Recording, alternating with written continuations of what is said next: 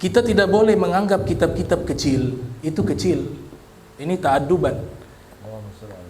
Karena semua ilmu Nabi Muhammad itu besar.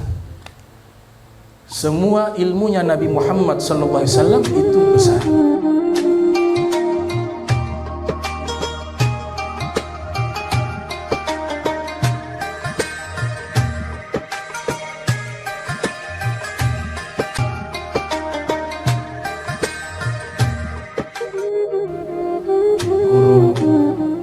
Kita bersama Al-Habib Muhammad Baqir bin Syekh Abi Bakar bin Salim, yang sama-sama kita muliakan, kita hormati.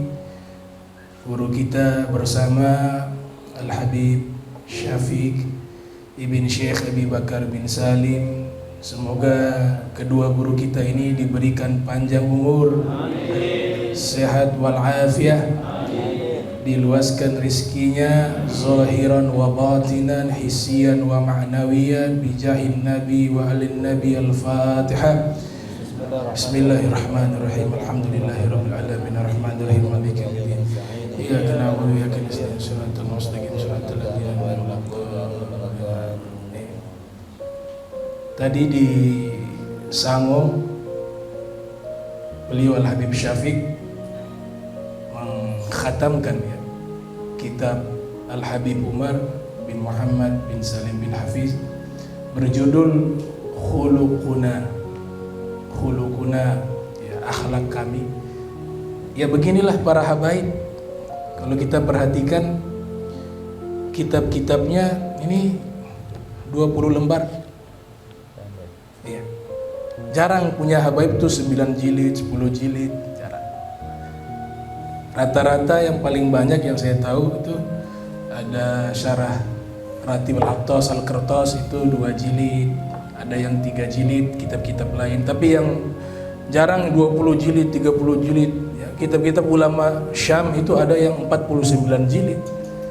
Ada Al-Qasimi Al-Maqdisi itu mentafsirkan surat Fatihah 100 jilid.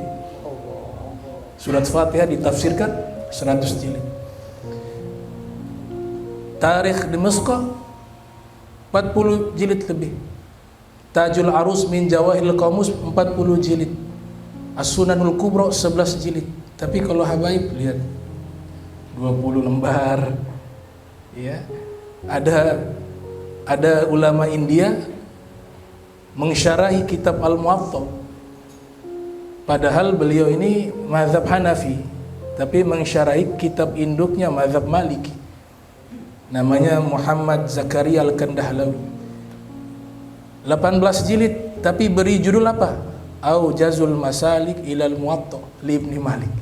Paling ringkasnya cara mensyarahi kitab Muwatta. Itu ringkasnya 18 jilid.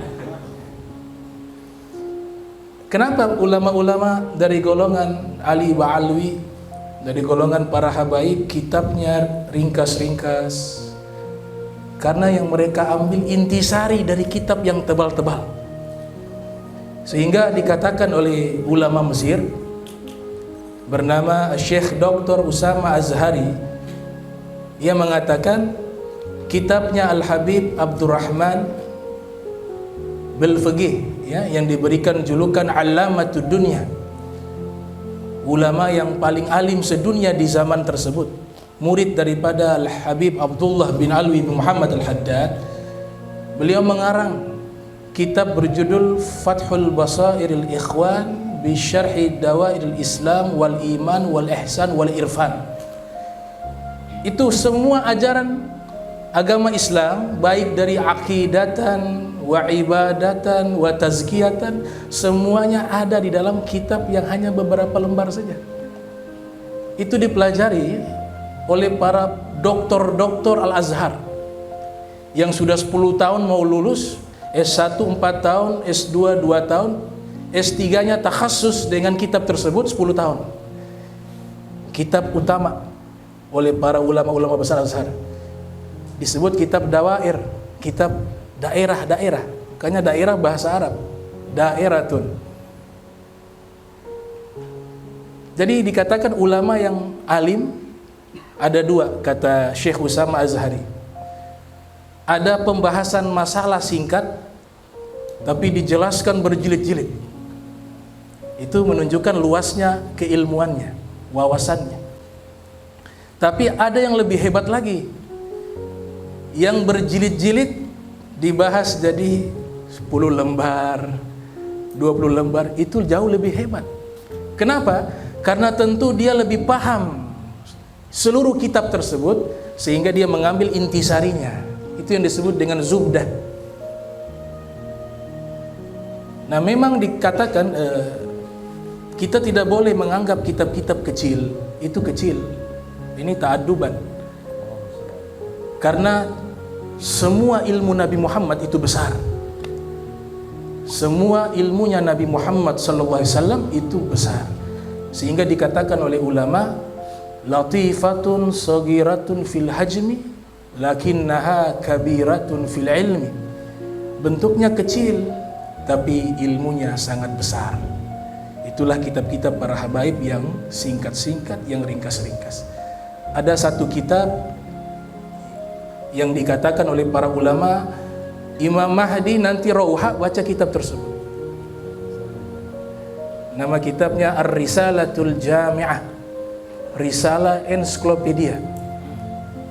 Pokok agama Islam yang begitu luas, membahas tentang akidah, tentang ibadah, dan tentang tasawuf akhlaki, hanya dibahas beberapa lembar di dalam kitab tersebut, Ar-Risalatul Jami'ah. Bahkan muallif kitab Al-Habib Ahmad bin Zain Al-Habsyi, beliau menulis di mukaddimah itu, man arafaha wa amila biha narjulahu minallahi an yakuna min ahlil ilmi zahiran wa batina. Ini doanya mustajab sepanjang zaman selama kitabnya masih ada. Cuma kadang-kadang man lam yatayakan lam yanfa, yang gak yakin gak ada manfaat. Itu kan doa diajarkan, dituliskan oleh Al-Habib Ahmad bin Zain Al-Habsyi dengan keikhlasan yang luar biasa. Ia katakan, siapa yang mengetahui kitabku ini walaupun singkat, walaupun hanya beberapa lembar, dia pahami, dia amalkan, aku berharap kepada Allah, orang tersebut Allah berikan menjadi orang ahli ilmu, baik ilmu zahir maupun ilmu batin. Dihafal, dipahami, diamalkan. Nah, ini kitab-kitab para habaib seperti itu. Dan memang tawadu. Itu di dalam kitab An-Nasaih Diniyah selalu Imam Haddad mengatakan, ini kitab yang saya karang, kebanyakan saya ambil dari kitabnya Al-Imam Al-Ghazali. Padahal levelnya itu bisa setara, bahkan bisa lebih. Bi Ihya Ulumuddin tahya qulubuna. Dengan Ihya Ulumuddin hati-hati kami menjadi hidup. Itu pujian Imam Haddad terhadap kitabnya Al-Imam Al-Ghazali. Jadi saking tawaduknya selalu tidak menganggap dirinya yang mengarang. Selalu menyebutkan ulama yang lain seperti Imam Ghazali. Dan memang kitab Ihya ini berkah. Man lam yutali Ihya ma fihil haya. Orang yang tidak baca kitab Ihya, dia adalah orang yang tidak punya malu. Al-Habib Ali bin Abu Bakar Sakran mengatakan, lau qallaba al-kafiru awraqal Ihya la aslam. Seandainya orang kafir membaca kitab Ihya dengan bacaannya yang baik, la aslama, pasti dia masuk Islam. Ini berkat daripada kitab-kitab para ulama. Nah, terakhir saya tutup, ini sejarah tertulis Imam Zahabi dalam kitab Tarikhul Islam yang lahir 673 Hijriah, wafat 748 Hijriah. Ada punya rantaian sanad riwayat, memang tidak membahas Imam Al-Ghazali, tapi syuyukh, guru-gurunya itu ada pernah meriwayatkan bahwa Salahuddin Al-Ayyubi ketika membebaskan Baitul Maqdis, beliau meminta saran kepada gurunya, namanya Qutbuddin An-Naisaburi. Apa yang dilakukan sebelum kami menginvasi dan membebaskan Baitul Maqdis? Maka sang guru mewasiatkan, khatamkanlah kitab Ihya Ulumuddin. Kalau sudah khatam kitab Ihya, baru kalian lakukan invasi ke Baitul Maqdis. Maka Salahuddin Al-Ayyubi mengkhatamkan dengan pasukan-pasukannya. Setelah itu mereka menginvasi Baitul Maqdis, Allah berikan kemenangan. Ini Sulaim Al-Ayyubi ada punya komentar hadis dalam Sarah Sunan Abi Daud, disebut Najmuddin. Jadi keberkahan-keberkahan kitab ya para ulama, khususnya dari Sa'dah Ali Ba'alwi, ini mereka mengambil intisari karena ingin memberikan manfaat dan kemudahan bagi umat. Mereka tahu tuh ke depannya mungkin kita tidak sama seperti orang-orang dulu yang bisa membaca kitab berjilid-jilid. Maka mereka buat jalan yang mudah. Ini kitab-kitab yang ringkas tapi manfaatnya sangat besar. Karena intisari ilmu semuanya telah diringkas oleh para ulama-ulama dari golongan Sa'dah Ali Ba'alawi. Dan ini kita harus banyak berterima kasih dan bersyukur atas nikmat tersebut. Ya mungkin itu saja yang bisa saya sampaikan. Wassalamualaikum warahmatullahi wabarakatuh.